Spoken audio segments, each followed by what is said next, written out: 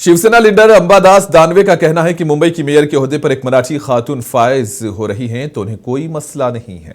उन्होंने कहा कि माजी में शिवसेना ने कांग्रेस उम्मीदवार की भी हिमायत की थी। मेयर ने फॉर्म भरा, इसमें क्या देखने का है? जो उनकी मेजोरिटी है उनका मेयर होगा।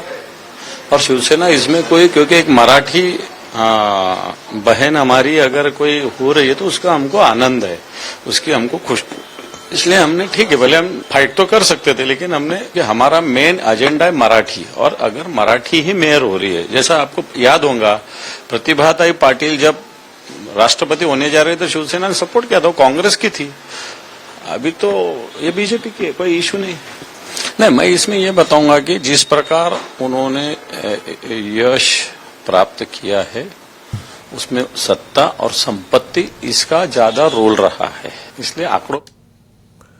आरएसएस के सरबराह मोहन भागवत ने वीर सावरकर को भारत रत्न से नवाजने की वकालत की है। इस मामले पर कांग्रेस लीडर हुसैन दलवाई ने अपना रद्द-ए-अमल जाहिर करते हुए कहा कि वीर सावरकर को भारत रत्न से इस एजाज में इजाफा नहीं होगा, बल्कि ये इसे कम करेगा।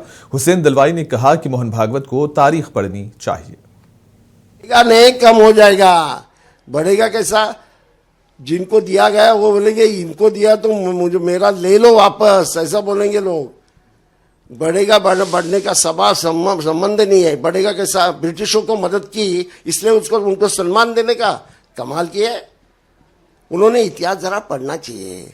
6 सोनेरी पाने नाम का उन्होंने जो बुक लिखा है उसमें क्या क्या है वो जरा देखिए, पढ़िए, उसके बाद बोलिए। ग्लोबल केयर फाउंडेशन और इस्लाम जिमखाना ने आओ मिलकर कैदियों को आजाद करें के मौजू पर मुंबई में सालाना आगाही प्रोग्राम का इनेकाद किया। प्रोग्राम पसमानदा कैदियों की रिहाई, बाज़ाबादकारी के हक में बेदारी पैदा करने के लिए वक्फ था, जिसमें इंसाफ, वक़ार और हमदर्दी के अक़दार को तक़वियत देने पर खुसूसी जोर दिया गया।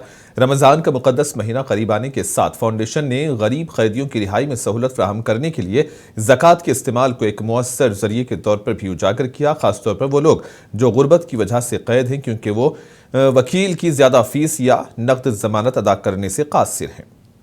इस तकरीब में वकला, कम्युनिटी रहनुमाओं, समाजी कारकुनों और खैरख्वाहों ने शिरकत की, जिन्होंने इंसाफ रसानी में इस्लाहात और इंसानी हमदर्दी की मुदाखिलत से मुतालिक कोशिशों की मुसलसिल हिमायत की।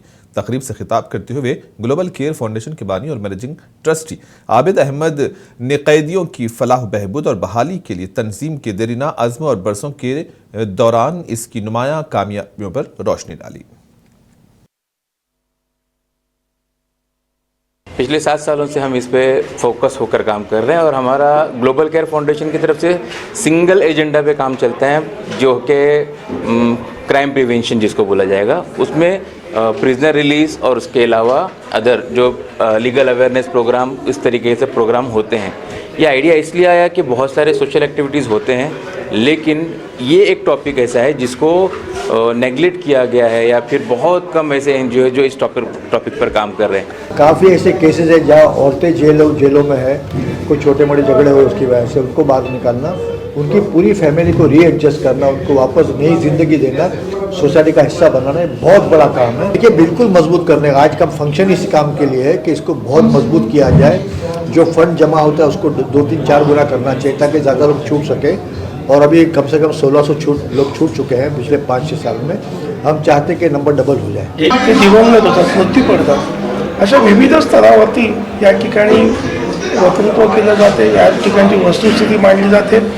कायद्यात असलेल्या ज्या काही त्रुटी आहेत त्या त्रुटी कशा लवकरात लवकर दूर केल्या पाहिजेत, ज्याच्यामध्ये जे निष्पाप आहेत कि कभी उस गरीब के घर में भी चले जाएं, कभी उस कैदी के घर के हालात का भी जायज़ा लें तो अंदाज़ा होगा कि क्या सूरत हाल है और ज़रूरत है कि इस तरफ तवज्जो दी जाए। मैंने कहा इस पर कि कैदी को छुड़ाने में कुरान करीम की आयत है फ़क्कु रक़बा, और कई मकामात पर है, हदीस भी है, बहुत बड़ी फजीलत इसकी आई है। और जाहिर है कि 15, 20, 25, 50 हज़ार में अगर ये सआदत और ये बरकत और ये बहुत बड़ी जो है बशारत हमें मिल जाए तो इससे बड़ी क्या बात हो सकती है। कैदी को छुड़ाना उतनी बड़ी बात नहीं है, बेगुनाह कैदी को छुड़ाना, जिनका ट्रायल नहीं हो रहा है, जिनका कुछ नहीं हो रहा है, जिसको किसी झूठे इल्जाम में फंसा दिया गया है, देखिए, बेकसूर की मदद करना जी उस तरह है जिस तरह मजलूम की मदद करना, और मजलूम के मदद करने को इबादत का दर्जा दिया गया है। और इसलिए जो आप कह रहे हैं ये तो हर इंसान के दिल में होना चाहिए।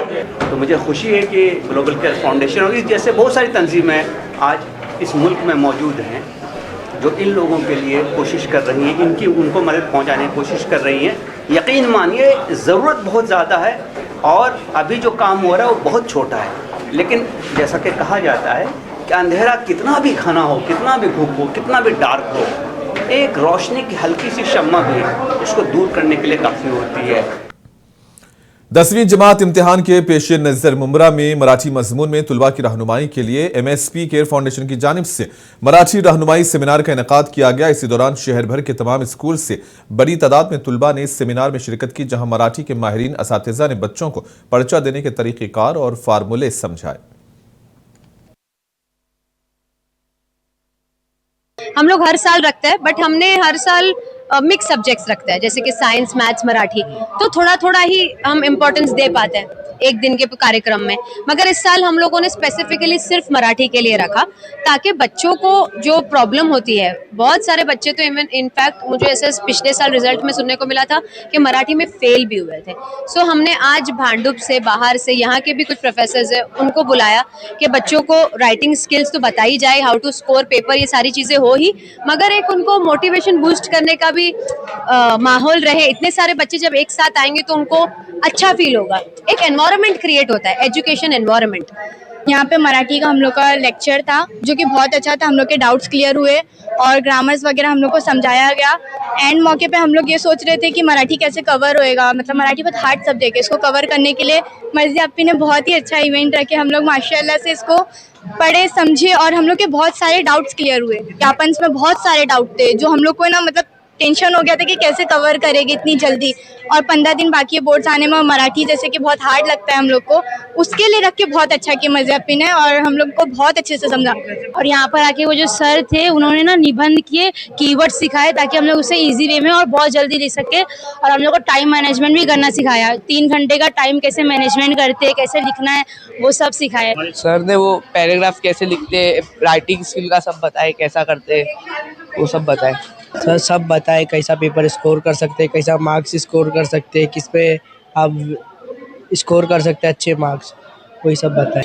नहीं मतलब ग्रामर भी समझाया, स्थूल वाचन कैसे लिखने का, लेटर राइटिंग, जाहिरात, लेकिन मतलब पूरा राइटिंग स्किल कवर अप कर दिया। और बच्चे बहुत ज़्यादा वीक रहते हैं मराठी में, तो इससे बहुत ज़्यादा बेनिफिशियल होगा बच्चों को, स्टूडेंट को खासकर। अभी 10th का एग्ज़ाम भी चालू है तो उसमें उन लोगों को बहुत सारा आइडिया, बहुत सारी ट्रिक्स मालूम पड़ेगी मराठी के अकॉर्डिंग, तो पेपर भी बच्चों का अच्छा जाएगा अगर वो लोग अच्छे से अटेंड करेंगे तो। प्रोग्राम रखे बच्चों को मराठी का। हमारे बच्चे जो है ना वीक रहते हैं, जो इससे जो ये प्रोग्राम से बच्चे अल्हम्दुलिल्लाह काफ़ी सारी चीज़ें ऐसे इंपॉर्टेंस रहते हैं जो बेसिकली चीज़ें जहाँ जो बताए जाते हैं उसमें से अल्हम्दुलिल्लाह अपने बच्चे मार्क्स। जलगांव जिले के आमलनीर में मकई की फसल की आड़ में भांग की काश्त किए जाने का पता लगाया गया है। एक खुफिया इत्तला पर कार्रवाई करते हुए पुलिस ने छापा मारा। इस कार्रवाई में किसान सुरेश लोटन पाटिल को गिरफ्तार कर लिया गया है। पुलिस की पूछताछ के दौरान एक बड़े रैकेट का शुबा मजबूत हुआ है, क्योंकि मुलजिम ने पहले ही कुछ भांग फरोख्त करने का इतराफ किया। भांग के तमाम पौधों को उखाड़ दिया गया।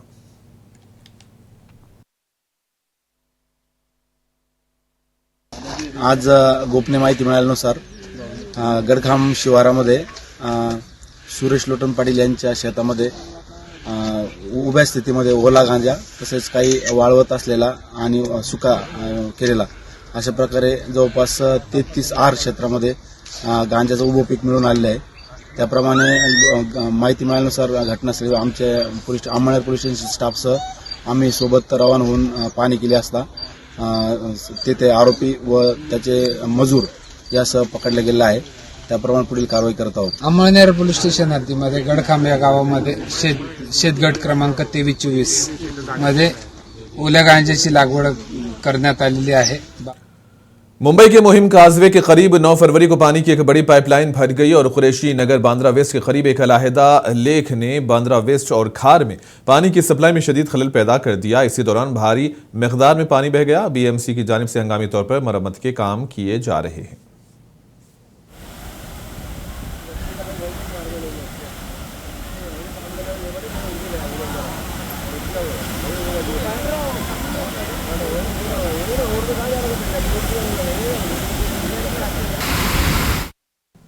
छत्रपति संभाजीनगर जिले में शिकता ईस्टरवारी हाईवे पर एक खौफनाक सड़क हादसे में 2 लोगों की मौत हो गई है। तेज रफ्तार कंटेनर और ट्रक में तसादुम हुआ।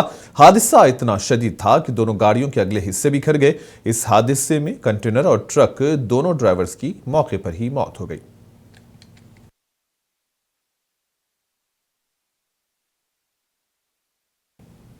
छत्रपति संभाजीनगर के चिकल थाना इलाके में 2 पहिया गाड़ी पर सवार एक नौजवान की ट्रक के सामने गिरने से मौत हो गई। ये सारा वाकया सीसीटीवी कैमरे में कैद हो गया। मुतवफी नौजवान की शिनाख्त नरी गांव के अजीज कॉलोनी के रहने वाले शहबाज के तौर पर हुई। शहबाज की पसमानदगान में बेवा के अलावा 3 बच्चे शामिल हैं।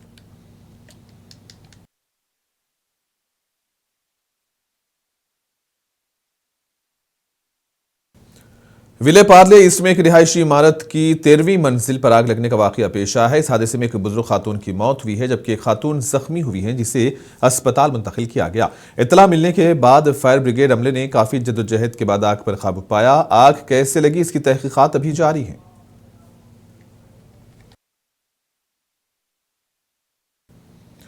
नवी मुंबई में पुलिस ने एक फर्जी डॉक्टर को गिरफ्तार किया है कि 21 साला खातून की गलत इलाज की वजह से मौत होने के बाद पुलिस ने यह कार्रवाई की है। सीनियर पुलिस इंस्पेक्टर शशिकांत चंद्रेकर ने इस केस की तफसीलात से मीडिया को वाकिफ करवाया।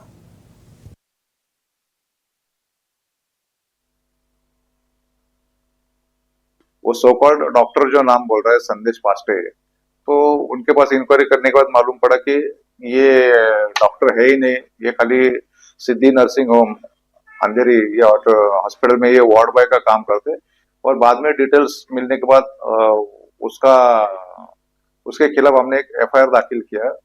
और ये एफआईआर जो वाशी पुलिस ने दाखिल किया 72/26 अंडर सेक्शन BNS 105-319 ब्रैकेट 1 और 328 के सहित हमने उनके खिलाफ एफआईआर दाखिल किया और उनको कोर्ट में प्रोड्यूस किया।